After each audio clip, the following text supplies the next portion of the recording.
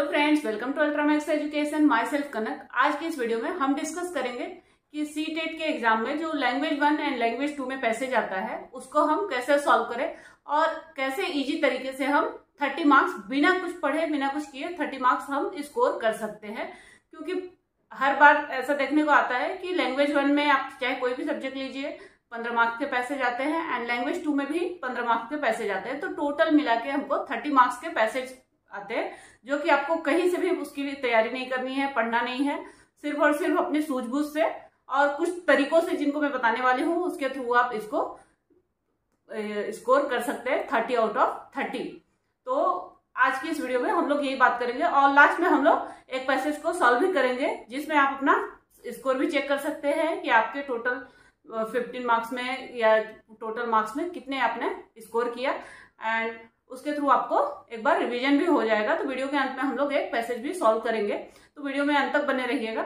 जैसा कि आप सभी लोगों को मालूम है कि हर साल क्या होता है, जो सीटेट का लैंग्वेज 1 होता है उसमें भी 8 या 9 मार्क्स का कुछ गद्यांश आता है और 6 या 7 मार्क्स का पोयम आता है, कविता आती है, जिसके ऊपर हमें क्वेश्चन आंसर्स देखने को मिलते हैं और उसमें से हमें आंसर चूज करने होते हैं।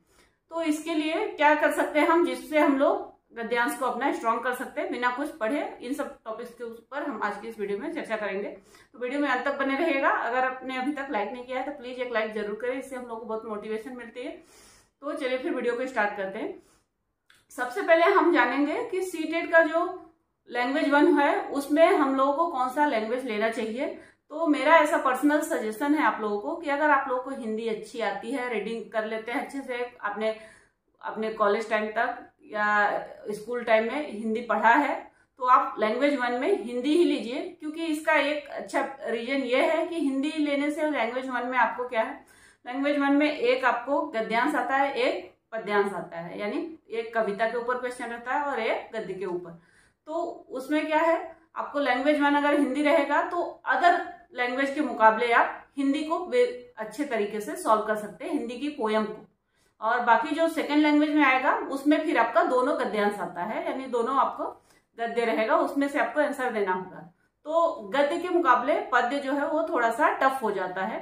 तो लैंग्वेज 1 में आपका हिंदी रहेगा तो आप इजिली उसको सॉल्व कर सकते हैं एंड लैंग्वेज 2 में आपका दोनों गद्य रहेगा। तो आपका कोई भी सब्जेक्ट हो, सपोज इंग्लिश है, संस्कृत है, गुजराती है, मराठी है, कोई भी सब्जेक्ट है, तो उसको आप हिंदी के मुकाबले इजिली अच्छे से सॉल्व कर सकते हैं। तो ये थोड़ी सी आपको सुविधा हो जाएगी आई थिंक। मेरा अगर आप सजेशन मानते हैं तो अगर आपने पहले ऐसा नहीं भरा है तो लैंग्वेज 1 और लैंग्वेज 2 इसके अकॉर्डिंग आप चूज करते हैं तो आप लोगों को बहुत ही इससे हेल्प होने वाली है। एंड नेक्स्ट देखेंगे कि हम लोग गद्य या पद्य को कैसे जल्द से जल्द सॉल्व करें। तो मोस्टली लोग क्या करते हैं, मोस्टली ऐसा देखते हैं कि सबसे पहले अगर पैसेज आया तो पूरा का पूरा पैसेज रीड करने लगते हैं। पूरा पैसेज रीड करने के बाद देन क्वेश्चन पर जाते हैं कि कौन सा क्वेश्चन आया है और किससे रिलेटेड है। उससे क्या होता है, बहुत सारा टाइम कंज्यूम हो जाता है, क्योंकि उतना लंबा पैसेज पढ़ने में आपको एटलीस्ट 2-3 मिनट चले जाते हैं और उसके बाद देन क्वेश्चन पढ़ेंगे तो उतना बड़ा पैसेज आपको एक बार में याद नहीं हो जाता है।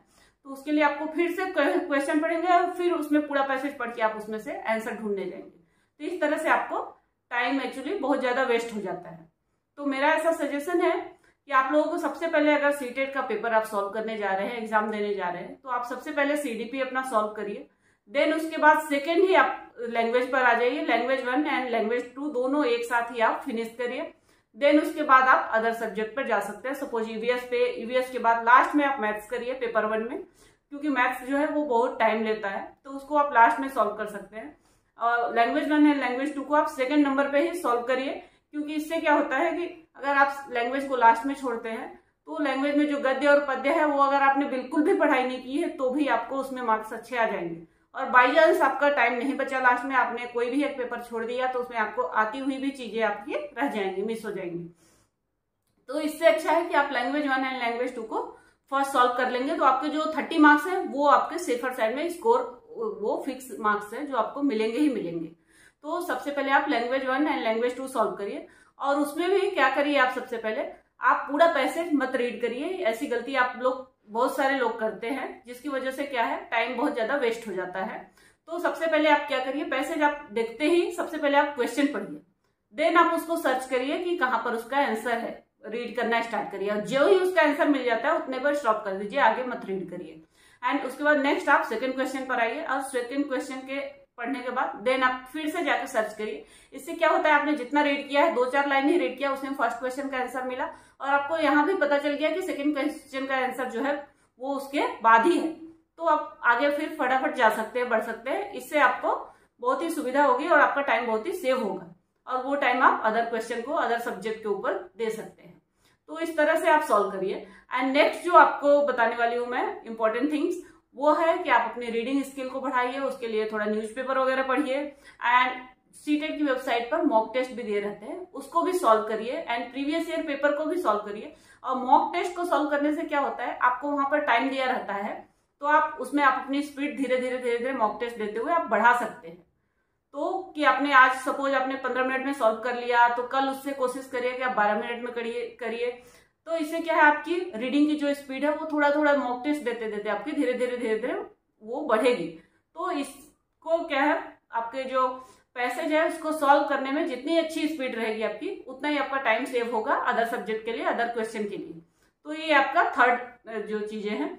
एंड फोर्थ जो है उससे ग्रामर वगैरह से रिलेटेड, तो उसकी आप थोड़ी बहुत तैयारी कर सकते हैं और ग्रामर ऐसा जो है बहुत ज्यादा टफ नहीं आता है, वो बेसिक ग्रामर है। तो अगर आपने अच्छी पढ़ाई की हुई है स्टार्टिंग से तो आप उसको भी इजीली सॉल्व कर सकते हैं। तो आप क्या कर सकते हैं कि ग्रामर को थोड़ा बहुत स्टडी कर सकते हैं। बाकी जो ये 15 मार्क्स है वो 30 मार्क्स वो आपको बिना पढ़े बिना कुछ किए सिर्फ अपने बुद्धि और सूझबूझ से ही उसको सॉल्व करना है। एंड आज की इस वीडियो में अभी हम आगे देखेंगे कि किस किस तरह के पैसेज हमें देखने को मिलते हैं और उसको कैसे हम लोग कितनी जल्दी अच्छे से सॉल्व कर। जैसा कि आप यहाँ पर देख रहे हैं कि लैंग्वेज में आपको सबसे पहले गद्य मिलता है और उसी से रिलेटेड हमें नीचे क्वेश्चन दिए रहते हैं, जिनका इसी गद्य में से आपको सर्च करके आंसर आपको देना होता है। तो सबसे पहले काफ़ी सारे लोग सेम मिस्टेक अगेन अगेन दोहराते हैं कि सारा पैराग्राफ जो है वही पढ़ने बैठ जाते हैं। तो सबसे पहले हम लोगों को ये मिस्टेक नहीं करनी है, सारा पैराग्राफ नहीं पढ़ना है, बल्कि सबसे पहले हमको चलना है क्वेश्चन आंसर्स पर। तो सबसे पहले हम लोग फर्स्ट क्वेश्चन रीड करेंगे और उसका आंसर हम सर्च करेंगे। बट क्वेश्चन रीड करते समय हमें उसको बार बार मन में दोहराते रहना है, क्योंकि काफ़ी बार क्या होता है क्वेश्चन पढ़ते हैं फिर हम लोग गद्य पर जाते हैं और क्वेश्चन भूल जाते हैं। तो इसलिए क्वेश्चन को माइंड में अपने चलते रहने देना है, उसको भी याद रखना है कि अलाव को लोक की सामूहिक चेतना का प्रतीक क्यों कहा गया है। देन हम लोगों को क्या करना है, फास्ट जाके पूरा पैराग्राफ रीड करना है। पैराग्राफ रीड करने के बाद हमें आगे अगेन आंसर देखना है कि कौन सा आंसर सही बन रहा है। और कितनी बार क्या होता है, इस क्वेश्चन का भी इस तरह से ही आंसर है। एक्चुअली पूरा पैराग्राफ का निचोड़ है इसमें, उसका आंसर एक पर्टिकुलर लाइन में नहीं मिलता है। तो आपको अपनी सूझबूझ का भी यहाँ पर उपयोग करना है और उसके अकॉर्डिंग आपको आंसर देना है। तो इसका राइट आंसर जो बनता है वो है एक दूसरे को कहने सुनने का मौका मिलता है। टोटल क्वेश्चन में से आपके कितने आंसर सही हैं ये भी आप बताइएगा, और मॉक टेस्ट के थ्रू आप भी प्रीवियस ईयर पेपर लेके इस तरह से प्रैक्टिस कर सकते हैं और अपनी स्पीड को बढ़ा सकते हैं। नेक्स्ट क्वेश्चन देखेंगे, अलाव स्मृति की चीज़ क्यों बनता जा रहा है। इसका क्वेश्चन का आंसर हम लोग सर्च करेंगे। आप लोग भी पैराग्राफ रीड करके उसमें से आंसर सर्च कर सकते हैं एंड टोटल क्वेश्चन में से आप लोग भी अपना काउंट कर सकते हैं, खुद चेक कर सकते हैं कि कितने क्वेश्चन के आंसर आप सही बता चुके हैं। तो दूसरा क्वेश्चन का आंसर देखेंगे। दूसरे क्वेश्चन का आंसर जो है वो है ऑप्शन नंबर 1। नेक्स्ट देखेंगे क्वेश्चन नंबर 3, ऐसे में चौपाल पर अलाव के इर्द गिर्द बैठने इकहरे मन से बातें भला किसे रुचि, इकहरे मन से की जाने वाली बातों का क्या स्वरूप होगा। तो इसका जो राइट आंसर आएगा वो हम लोग फिर से गद्य में से सर्च करेंगे। देन उसके बाद हम लोग वहाँ पर ऑप्शन टिक करेंगे। तो यहाँ से आप रीड कर सकते हैं फास्ट। देन हम लोग चलेंगे क्वेश्चन नंबर 3 पर और देखेंगे कि उसका क्या राइट आंसर है। तो इसका राइट आंसर आएगा ऑप्शन नंबर 2, सीधी व स्पष्ट बात। नेक्स्ट क्वेश्चन देखेंगे, अब वह सहराता जा रहा है, लेखक ने रेखांकित शब्द को किस भाव के लिए लिखा है। तो इसका आंसर भी हम लोग जाएंगे फास्ट यहाँ पर सर्च करेंगे। देन उसके बाद हम लोग आएंगे और देखेंगे कि इसका आंसर क्या होना चाहिए। तो इसका जो राइट आंसर है वो है ऑप्शन नंबर 2। अगला क्वेश्चन देखेंगे हम लोग, गद्यांश के अनुसार कौन सा व्यवहार शहरीपन की ओर संकेत करता है। अलाव का न जलना, इकहरे मन से बात करना, अपनेपन का भाव कम होना, शीत दूर करने के नए तरीके अपनाना। तो इसका जो राइट आंसर है वो हम लोग फिर से अगेन सर्च करेंगे कि क्या है, और इसके थ्रू हम लोग जाके अगेन आंसर देंगे।